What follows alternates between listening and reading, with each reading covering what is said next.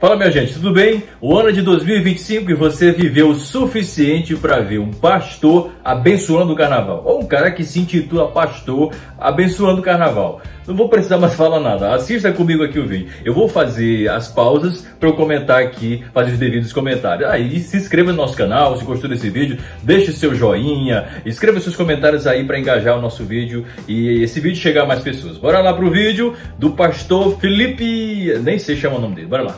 Boa noite a todos e todas, a paz do Senhor Jesus e feliz carnaval. Boa noite a todos e todas. Ele parece que é da linha daquele pessoal inclusivista, só faltou chamar o todes. E feliz carnaval, minha gente.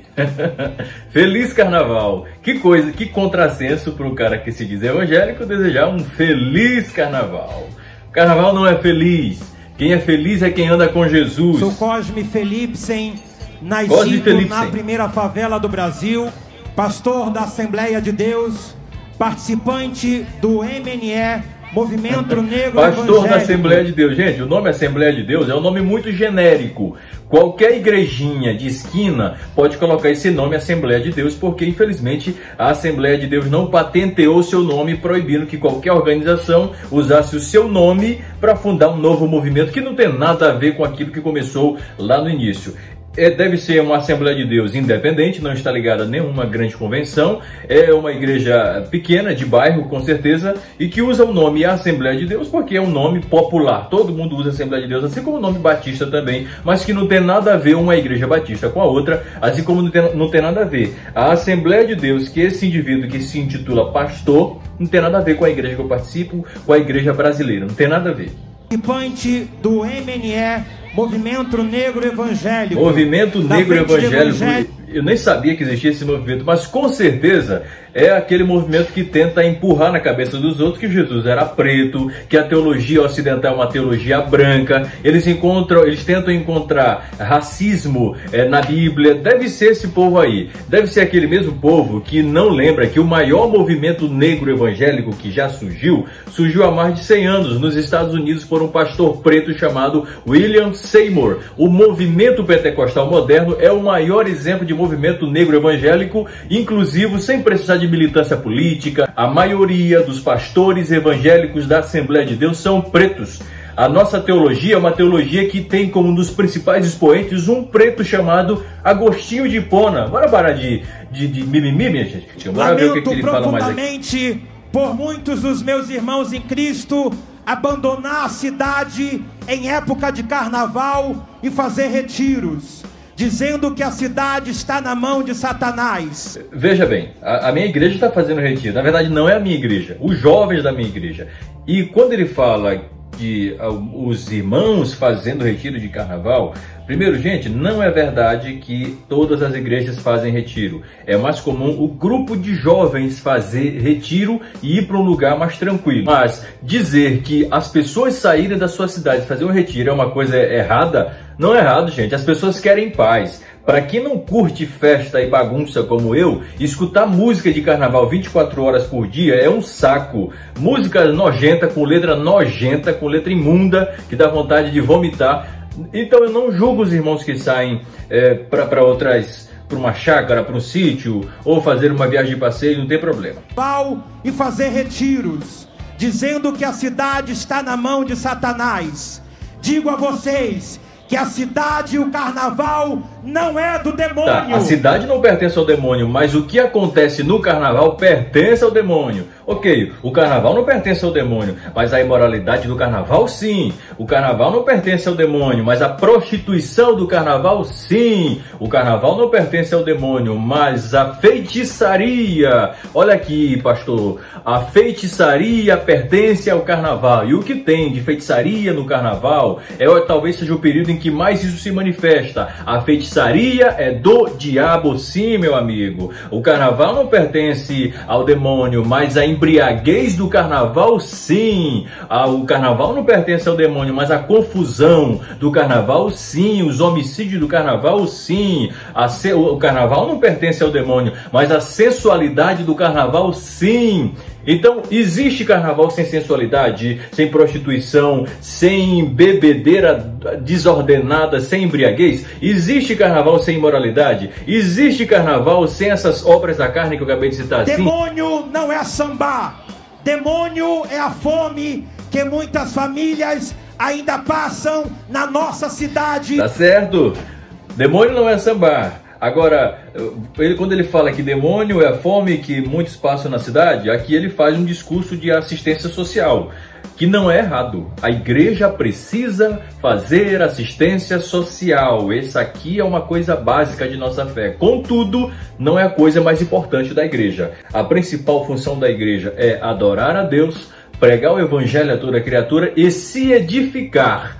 Aí, em se edificar, está a assistência social. Toda igreja precisa fazer assistência social e muitas igrejas erram porque não fazem. Contudo, a igreja que só faz assistência social, mas não prega o evangelho e não ensina a palavra de Deus, essa igreja está errada. Porque a igreja não é uma entidade filantrópica. Lembro-me, mais de 15 anos atrás, uma tia minha sempre dizia nas aulas de escola dominical: gente, a igreja não é uma entidade filantrópica. A igreja não é uma ONG. A igreja é representante do reino de Deus. Ela precisa pregar o evangelho pleno, que envolve assistência social, pregação, adoração e envolver todas as áreas da vida humana.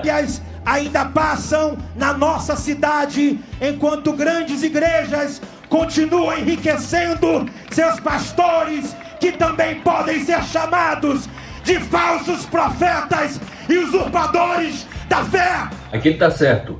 Isso aqui ele tem razão.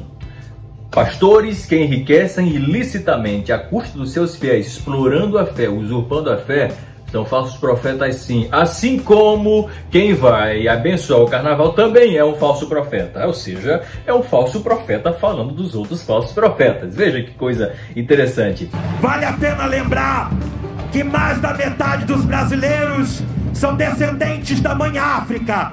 E originalmente os povos iorubais e banto não tinham essa imagem do demônio de pecado. Os povos iorubais e banto não tinham essa imagem de demônio de pecado que nós cristãos temos. Por que ele está dizendo isso? Porque a gente fala que feitiçaria é do diabo, a gente fala que a Umbanda é lidar com espíritos caídos. Isso nós falamos. Deixa eu te falar, meu querido, quem tem a compreensão correta de demônio e de pecado não são os povos banto, não são os povos iorubás. Quem tem a correta imagem e compreensão do pecado não são os brasileiros, não são os americanos. Sabe quem é que tem a definição correta de demônio e de pecado? Jesus Cristo e os apóstolos. Eles sim sabem o que é, souberam escrever e dizer o que era demônio e pecado. Mas já que muitos querem falar de pecado, eu denuncio o pecado aqui agora. Abandone seus pecados da ganância, do racismo religioso. Respeitem os terreiros de Umbanda. Respeitem o candomblé, a quimbanda, a encantaria, o tambor de mina, jurema e qualquer crença. Respeitem os terreiros de Umbanda. Minha gente, vocês veem alguém aí entrando no terreiro de Umbanda, tocando fogo em tudo? Você vê, eventualmente, algum maluco desequilibrado, fanático, religioso que entra em terreiro de Umbanda e faz isso. Antigamente isso era mais comum, mas hoje em dia é raro, muito raro. Será que ele está falando desse tipo de desrespeito? Ou será que ele está encarando como desrespeito eu dizer que a Umbanda tem uma teologia equivocada? Será que ele acha desrespeitoso eu dizer que o candomblé tem uma compreensão equivocada sobre a Deus, sobre os espíritos, sobre as entidades? Será que isso ele acha que é desrespeitoso? Meu amigo, antes mesmo de Umbanda existir, antes mesmo de Quimbanda existir, o monoteísmo cristão já é anterior a todo o politeísmo que existe. Então, quem é monoteísta tem propriedade para falar contra o politeísmo, contra a crença em várias entidades, porque o monoteísmo é anterior a qualquer manifestação politeísta. Abrace seu filho gay, abrace a sua filha travesti, abrace seu filho trans e viva o amor. Será que abraçar o filho gay para ele fechar a boca e não dizer que ele está biblicamente equivocado? Porque é perfeitamente possível abraçar um filho gay, abraçar um filho trans, contudo sem concordar com a prática que ele segue, contudo dizer que a Bíblia não apoia aquilo. Ou será que ele quer dizer que apresentar a visão bíblica sobre a sexualidade é desrespeito? Pois é. Oremos. Então vamos orar, ele está convidando para orar? Senhor Deus, que é Pai e Mãe de todos e todas. Senhor Deus, que é Pai e Mãe de todos e todas. Bem, na Bíblia Deus se revela como Pai e Deus também usa imagens femininas para referir-se ao acolhimento. Por exemplo, Jesus usou a imagem de uma galinha. Agora, será que ele chama Deus de mãe? Será que ele não está sendo influenciado pela teologia feminista? Deus se revelou como Pai.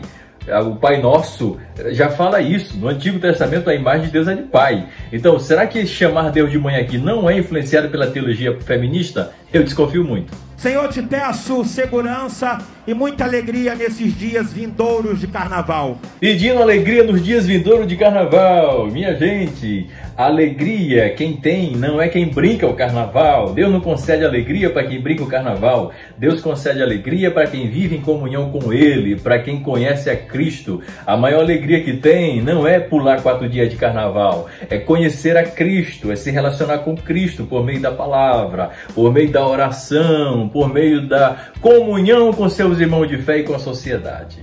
Te peço pela criança da rua pedinte, peço especialmente nesse carnaval, proteção para os corpos das mulheres. Sabemos que elas têm mais medo do abusador do que o roubo. Corpo das mulheres, sensualidade. Ele não condena a sensualidade, o corpo das mulheres aí.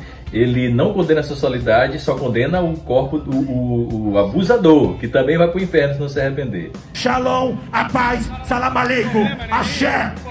Shalom, a paz, salam aleikum, axé. Ele fala português, fala hebraico, fala árabe e tantos outros idiomas. E aí, minha gente, o que é que você achou desse auto-intitulado pastor que abençoa o carnaval? Não tem mais nada a dizer, eu não tenho mais nada a dizer. Se quer comentar alguma coisa aí, escreva nos comentários.